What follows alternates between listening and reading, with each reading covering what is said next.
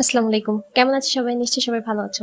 আজকে নিয়ে এলাম নতুন একটি বিষয় যেটা তোমাদের সবার কাছে পুরানো, কিন্তু আজকে আমার চ্যানেলে নতুন আলোচনা হবে এবং সহজভাবে স্মুথলি আলোচনা হবে, যার দ্বারা তোমরা একটি ক্লাসের মাধ্যমে বুঝে নেবে আসলে শতকরা কি, কেন এবং কেন আমাদের এই শতকরা অঙ্ক করা উচিত বা শেখা উচিত।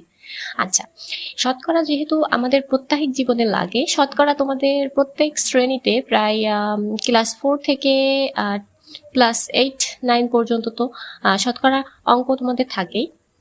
তো অনেকেই ক্লাস 8 পর্যন্ত যারা স্টুডেন্টস আছে শতকরা নিয়ে অনেক সমস্যাই তোমাদের পড়া লাগে। আজকে আমরা এক ক্লাসের মাধ্যমে শতকরার সকল সমস্যা সমাধান করব। তো আজকের টপিকস হচ্ছে শতকরা।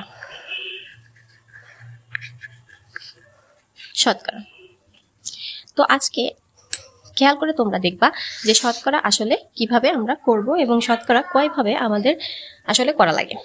শতকরা করতে হলে প্রথমে তোমাদেরকে শতকরা কতভাবে তোমাদেরকে করা লাগবে সেটা জানতে হবে। তোমাদেরকে শতকরা আগে কি সেটা যদি আমি তোমাদেরকে হিসাব করে জানাই, যে শতকরা মানে হলো প্রতি 100 এর হিসাব। শতকরা মানে হচ্ছে 100 এর হিসাব। 100 এর হিসাব, এই যে 100 এর হিসাব, আমরা আসলে 100 এর হিসাব বলতে কি বুঝি? যদি কোনো সংখ্যা বা পরিমাণকে 100 ভাগের ভিত্তিতে প্রকাশ করা হয় তখন কিন্তু সেই হিসাবটিকে শতকরা হিসাব ধরা হয়। মনে করো যে 800 নাম্বার, এই 800 নাম্বারকে প্রত্যেক 800 এর মধ্যে কিন্তু কয়টি 100 থাকছে বলো তো? 8টি 100 থাকছে। 8টি 100 থাকছে।